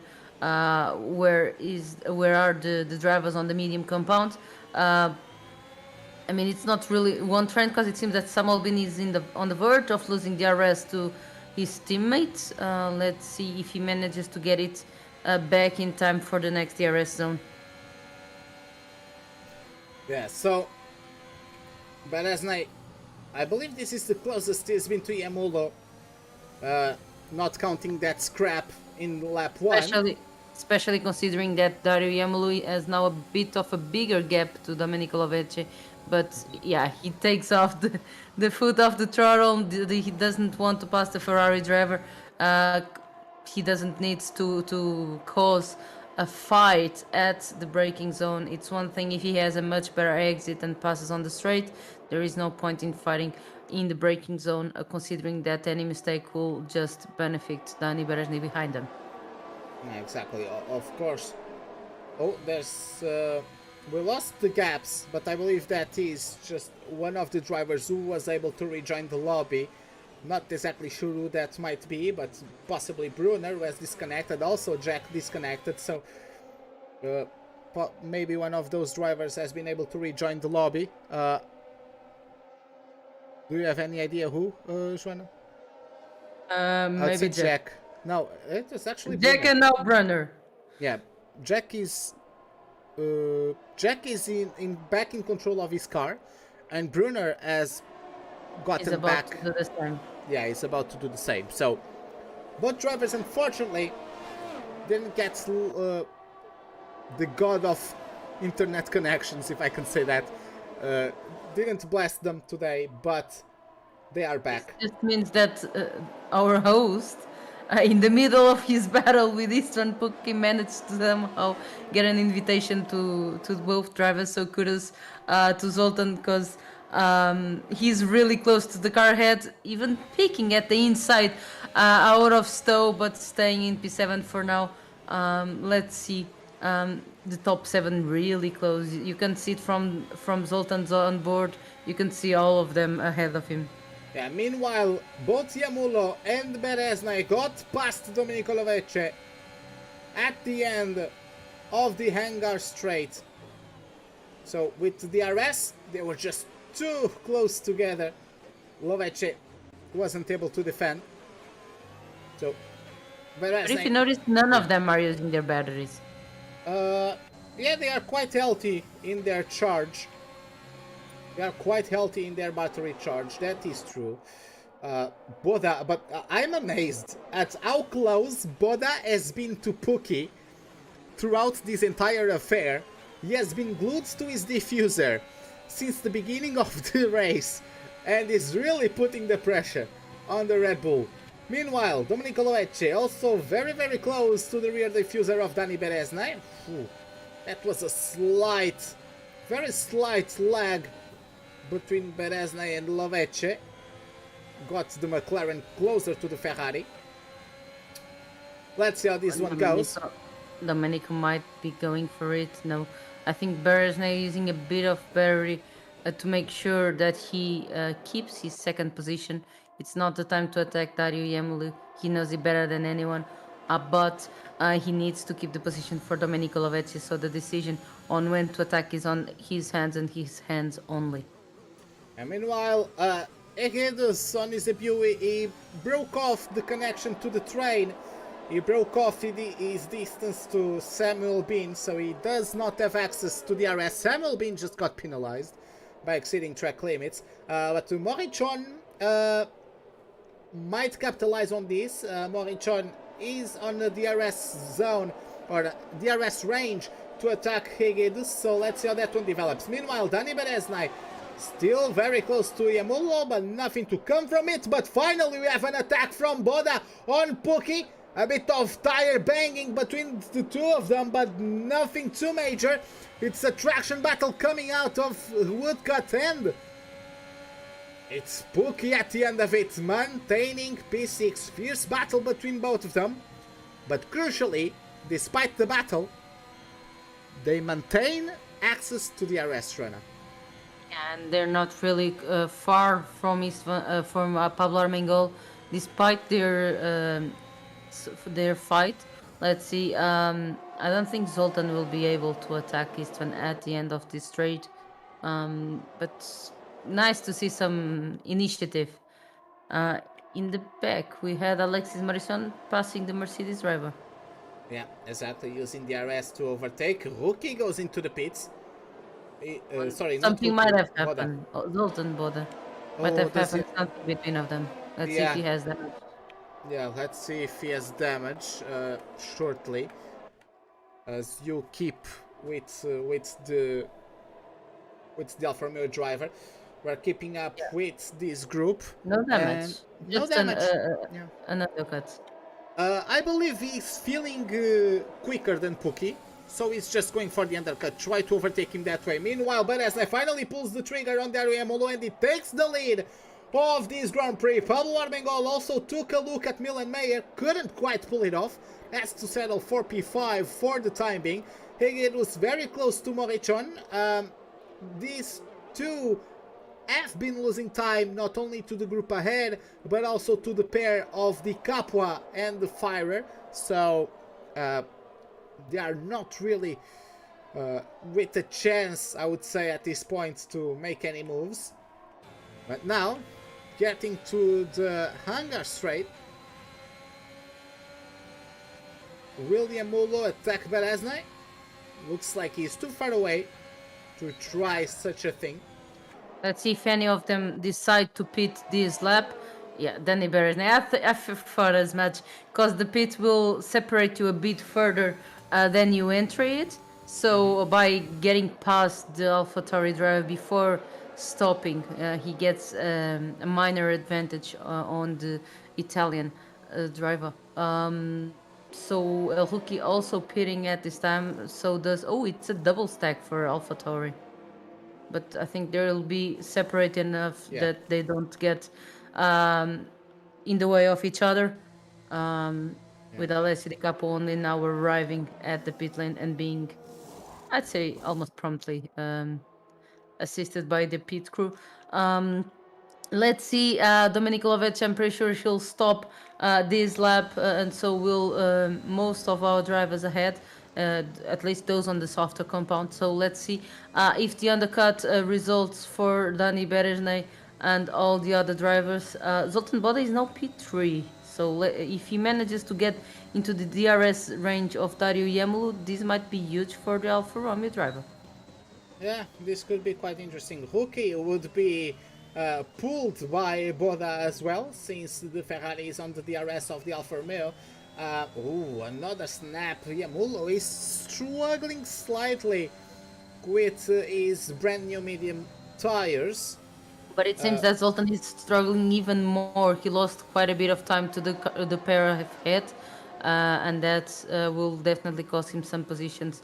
And the 4 guys ahead that hadn't stopped, now stopping. I'm pretty sure that Optic will be the next one. No, he decides to stay out. So Optic, the only driver still on the softer compounds that has started on it. And He'll this be the last is... one to stop. Yeah, and this is where the race starts for the medium starters. James Doherty, he realized the situation, he just got the fastest lap of the race, so he saved himself, kept up with his rivals on the train, right? So he was making his pace the same as the drivers on the softs by keeping up with the DRS of the leaders. But now he saved his resources and now he's giving it beans and just gets the fastest lap of the race. Villarcampa is keeping up with him, just like Samuel Bean. But And now... Zoltan getting 3 position on Istvan Pukki. yeah, and Armengol, he also overtakes Armengol, so I believe he would be, what, P4? P5, I believe Boda got P5 from Armengol, at least theoretically. Let's see how things pan out as the cycle of pit stops concludes itself. But at the moment, Dani Beresnay still holds the lead of the drivers who have pitted. At the moment, it's Yamulu and Lovecha still behind him. So Morichon very close to Aguedos, but not quite able to overtake. These two are, I would say, really just having fun at the moment, trying to be competitive against each other.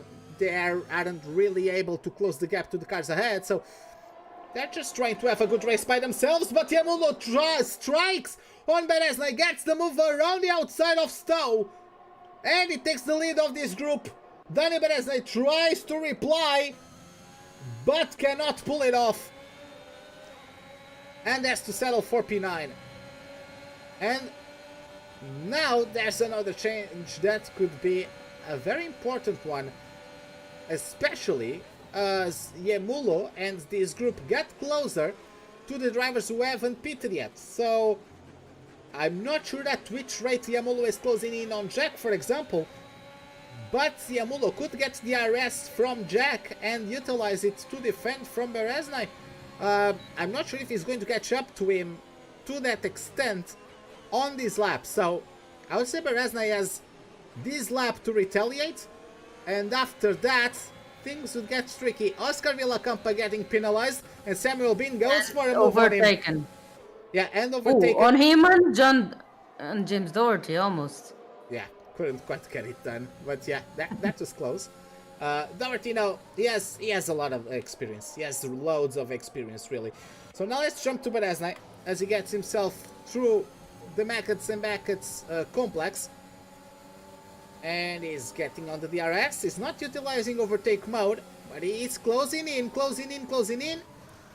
Doesn't get close enough to overtake. Loveche right behind him.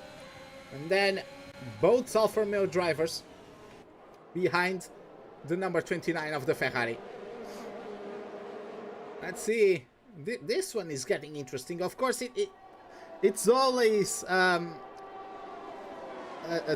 train racing, if I can say that, in this track, but it is exciting to see when will each driver try to make their move, right? Because we've seen Beresnay go through all 3 places of this train, also Yamulo, but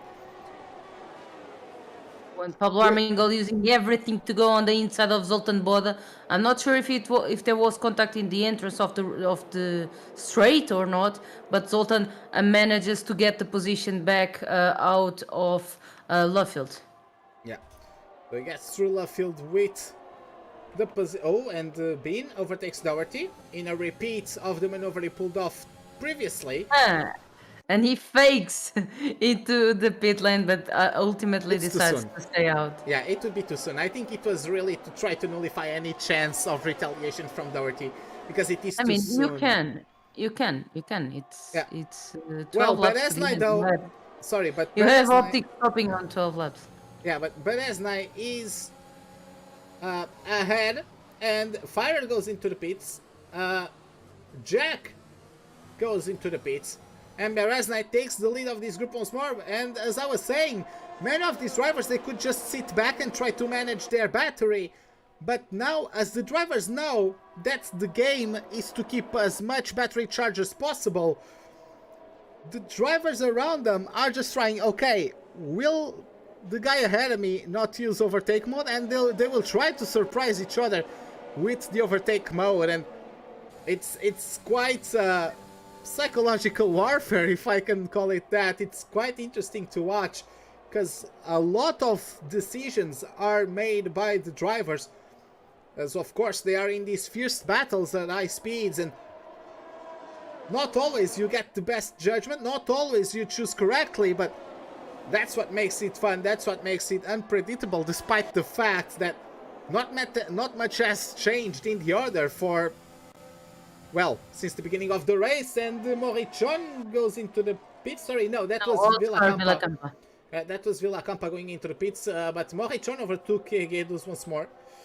Let's get back to the battle up ahead with Yamulo looking at the inside of Beresnai, but not pulling the trigger. But this is what I've been talking about.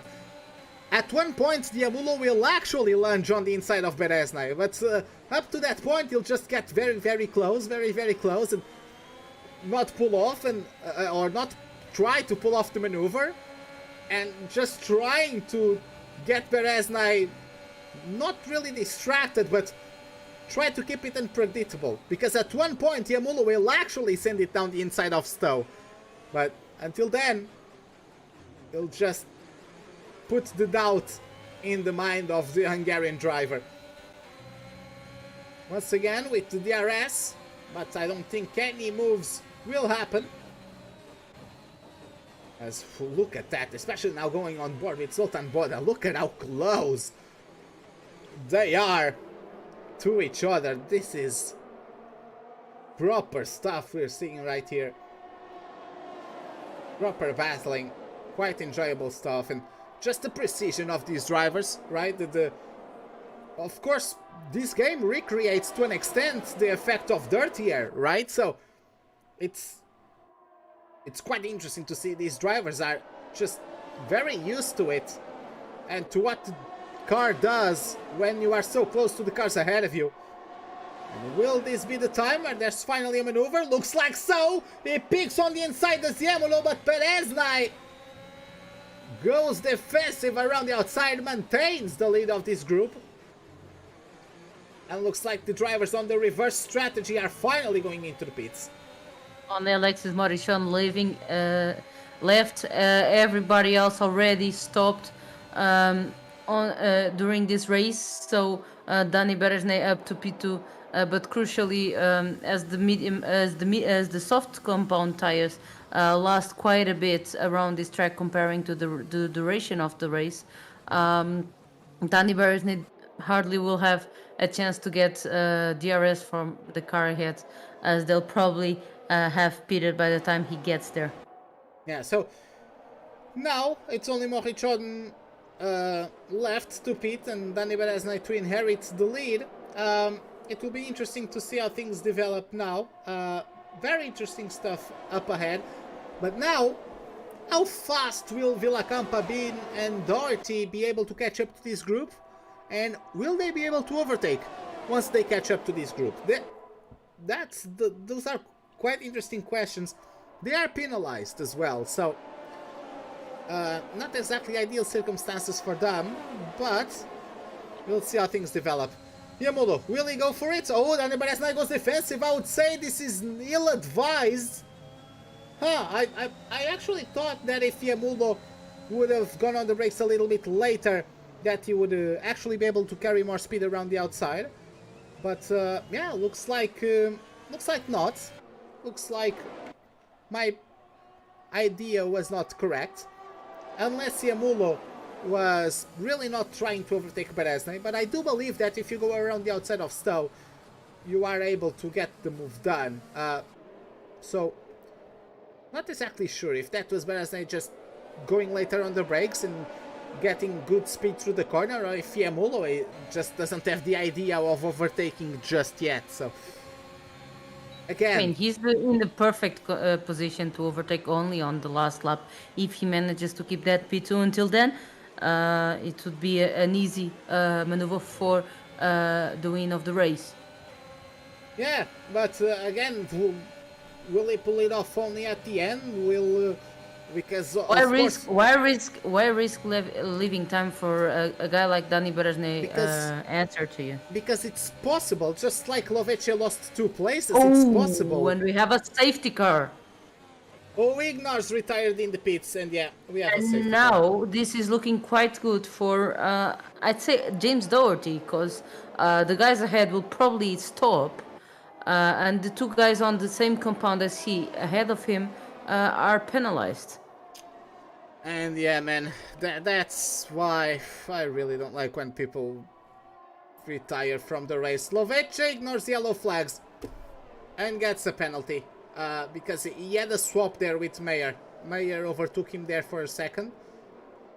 And yeah, this is all caused Crucially, by most of them don't stop. Only Boda, Armingol, Leslie Capo and Optic stopping for a new compound.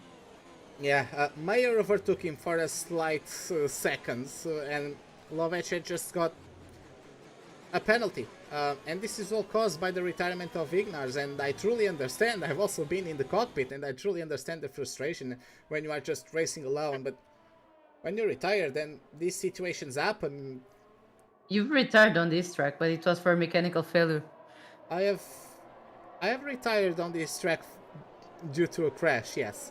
No, due to ERS being stuck. Oh yeah, I did retire, but yeah, I was having a malfunction. The DRS was stuck. Exactly. Right. So yeah, it's a completely different circumstance. Yeah, I understand the frustration, and it is unfortunate. But yeah, this is what sometimes happens with the retirements mid-race, and it just I don't think the race should be affected in such a way due to this. But, well, it is what it is. And the safety car has been deployed. A lot of everybody, apart from the top 6. And Rookie, he will try, I'm sure he will try to be the widest Ferrari ever constructed. Just try to morph himself into a wider Ferrari. Defend like a lion. Yeah, defend like a lion if he can pull it off. Because, of course, his tires aren't that old, right? He has about 5-6 laps of competition pace on them, so they aren't too worn out. But there is an advantage to the soft runners, so it will be difficult for Rookie to protect his teammate. But let's see how that one goes. Samuel Bean started last, he's in P8. This safety car bunches everyone together, and the penalties won't help. But then again, we will restart either at the beginning of lap 20 or the beginning of lap 21. So there's at least 5-6 laps for stuff to happen, especially with drivers getting more and more aggressive towards the end of this race. A lot of stuff can happen. Because now it gets to the point where it's now or never, and you really need to start making your moves now, especially for drivers like Bean or Doherty. Bean is fighting for the championship lead in terms of the constructors, so he needs to be aggressive and try to mitigate the effects of the penalty. So I would expect him to be very aggressive. Sometimes that might result in an incident, but And let's I be would honest. blame him for going for it. Yes, yes. That penalty from Domenico Lovece, maybe that can be removed, and Yeah, I probably don't will, think the yeah. drivers ahead of them, ahead of him, will be just thinking, oh, he has a pen, that's fine. No, nobody will try to. Nobody will facilitate an overtake at the end of this race. There's a lot of at stake here, and the two Aston Martins, they really need to work together at this moment. Both Spaniards need to get some positions, especially considering that they have a time penalty. It was bad enough to have it when they were in the train from P1 that included them, but with the guys ahead of them, behind them, getting closer to them, this might be very, very harmful for them come end of the race. So let's say now the race starts. I believe we will have another lap of the safety car period. So, Joanna, how big of a chance do you believe Beresnay has of holding this lead? I'd call his chances of holding on to this lead of Domenico Lovece. Meaning that if Domenico waits for the final lap to get to P1, because a double tow from the two guys ahead might be enough for Lovece to try to attack Beresnay. But if he's close enough to try that, it's easier for Dani to defend from Domenico than from Dario, considering that they keep these positions, of course, because Lovece would have to get a bigger pace advantage to be able to fight down into Stowe.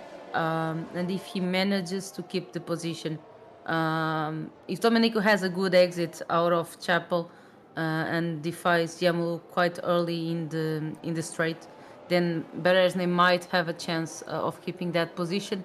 Otherwise, if Yamalu isn't that much pressured, he'll just pass by the McLaren at the end. So But then again, no, he has plenty of experience, as you mentioned. One of the most experienced drivers in this race. So Dani will know what to do. yeah, He might even consider, sorry, just one more thing. He might even consider lose the first position to Dario earlier, like failing an exit or something. So he'll be in the position to attack come end of the race. Yeah, so safety car in this lap. Taking a look at the changes of position, Samuel Bean and Villacampa have done a very good job of progressing through the field. 8 places and 12 gained respectively. Hegedus also on his debut 7 positions gained, not too shabby at all. He has the penalty, which is unfortunate, but it is what it is. Now, taking a look at the onboard with Yamulo, and let's see how well he responds to the launch from Beresnay. He loses out a little bit, and we have green flag racing here at Silverstone. The racing is back underway, and we have Beresnay pulling off a little bit from Yamulo. Lovece is in P3 with Mayer P4. Puki is trying to look at the inside of the Alfa Romeo, can't quite get it done, but there is Villacampa. Rookie, he tried to defend the best he could, couldn't quite get it done. And now James Doherty has privileged view of this battle. It's a traction battle between Samuel Bean and Rookie. They are side by side, there's slight contact between the two of them. And they are trying, they are still touching each other. Contact between Istvan Puki and Milan Meyer. Milan breaking way earlier than the Hungarian from the Red Bull, and the Red Bull with damage to his front wing. Ostvar, Villacampa and Samuel Bean both passing the Red Bull driver.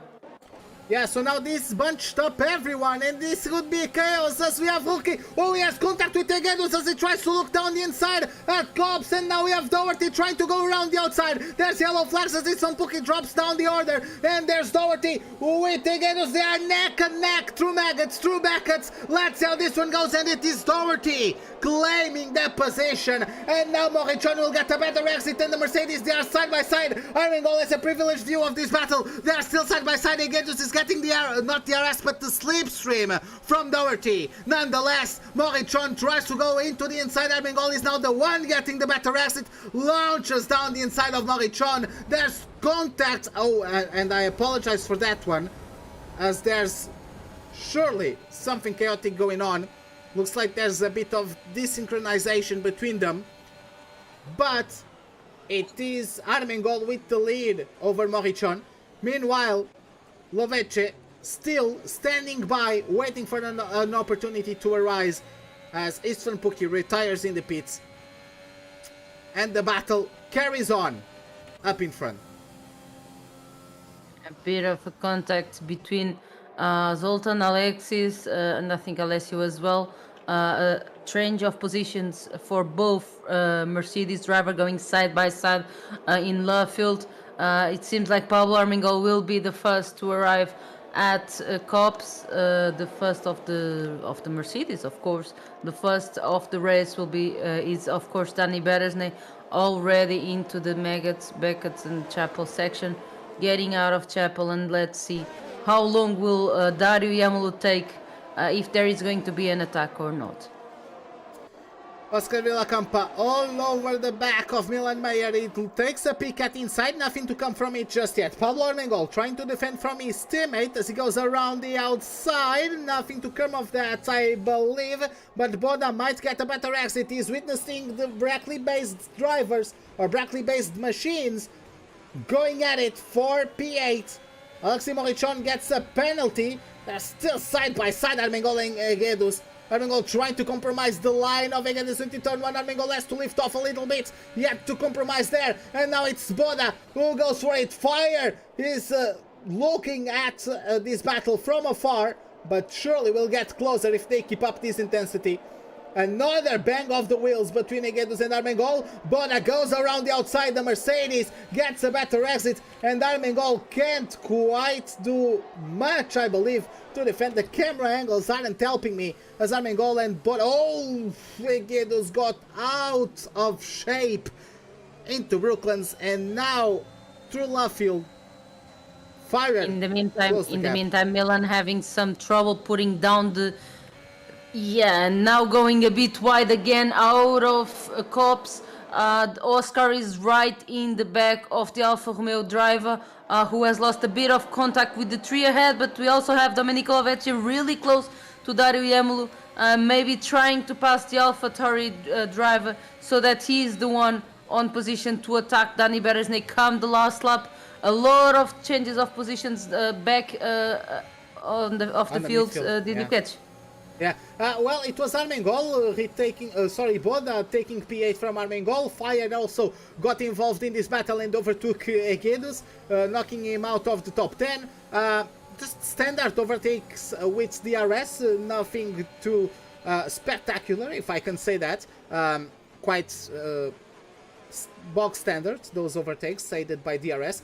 But yeah, this is quite the scrap between Beresney, Yamulu and Lovece. As we get now the arrest wide open at the back of the Ferrari. Villacampa all over the back of Milan Mayer. He got a better exit. He sends it down the inside. They are still side by side. There's a correction by Villacampa, trying to keep his car pointed in the correct direction. It is a traction battle now coming out of left field, and it is won by the soft tires on Villacampa's Aston Martin, as he claims before. And he continues his climb up the order. Lovece glued to the rear diffuser of Dario Yamulu. Let's see how this one goes. At the exit of the Maggots combination, it will be the RS for the underpowered AlphaTauri and the Ferrari. Let's see how that one goes. The mechanism is open at the back of the two machines. Yamulu goes on the inside of Beresney. Beresney gives him space quite respectfully. And Yamulo compromises the exit. That allows Lovece to get closer, but there's not quite the opportunity to attack. But Bereznai, very aware of his surroundings, and deflected the charge from Yamulo masterfully. He's really holding on to this lead. He knows how important this win could be for his championship hopes. Lester up with the fastest lap of the Grand Prix. He pitted during the safety car. Alvaro Puerto battling it out with Jack. Looks like the Williams will get the upper hands that time around.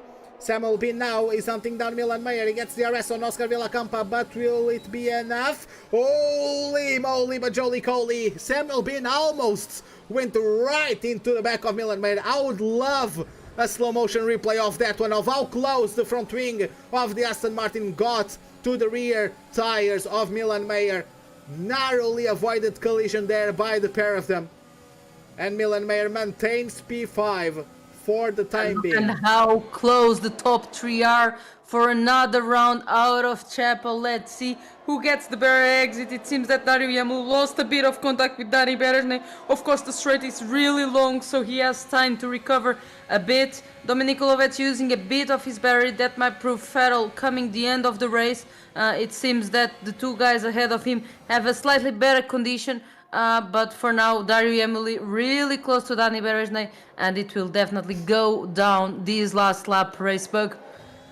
Yes, it will go right down to the wire, and I'll just go. I'm sorry, but I don't care about any other battles. I'll go on board with Yamulo until the end of the race. Berezne is trying to hold the fort, he's trying to hold it together for a win. This could get himself the championship lead by a single point headed into the last round of the championship at Austria, at the Red Bull Ring. But first, he needs to execute and get the race win. Getting through the first DRS zone into Brooklyn's Dario is too far behind. Can't quite get the move done at the moment. Armengol is pressurizing Boda. Boda does not have access to the DRS, but looks like nothing is to come from it just yet. Firer is on the battle with Morichon with Tegedos. That's going very, very closely together. That group is very packed on the fight for the last few points paying positions.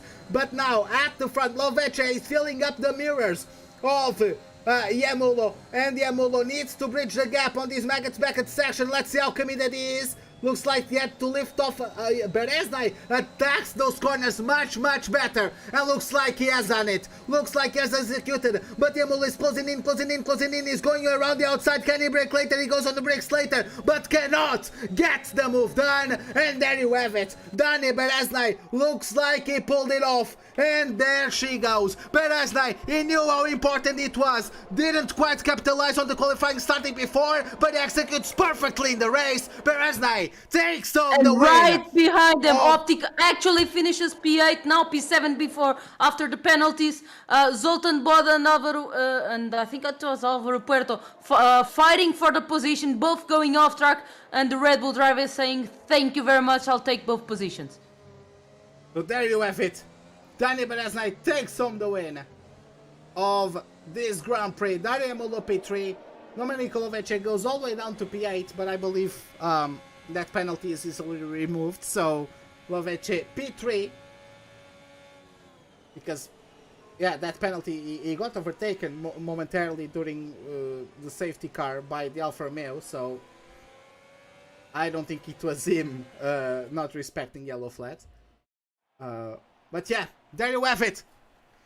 But as I knew how important this was, and it takes the win here at the birthplace of F1, here at Silverstone. And now Haddad and Berezne go into the last round 1 point apart from each other. And Joanna, give us the rundown of the order of the pack, and then what do you have to say about this Grand Prix? So it's a win for Dani Berezne. He needed this win with Domenico Lovece getting into the Dario Yamulo P2. Milan Meyer actually getting to a podium. Of course, the penalty might be removed for Domenico Lovecchi. Then El Huki P4, Oscar Villacampa P4. Right behind him, his teammate Samuel Bean, Optic in P7, Domenico Lovecchi P8, Alvaro Puerto P9, and finishing the top 10, Zoltan Boda, with some drivers dropping positions due to their penalties. Out of the pod playing position, we have Pablo Armengol, Alexis Morichon, Saba Egedus, James Doherty, Jack, Alessio Di Capua, Bastian Berner, Erking, Istvan Pukin, and having, just like Istvan Pukin not finishing the race, is Ignars too. Yeah, so now getting back to our booth, and that was one heck of a race. That was a rather enjoyable race. Of course, Silverstone always leads into those DRS trains, but now we'll have to wait and try to speak with our drivers soon. So let's see what drivers can At least can say. Beresney and Samuel Bean will have a representative from both McLaren and Aston Martin in a few moments.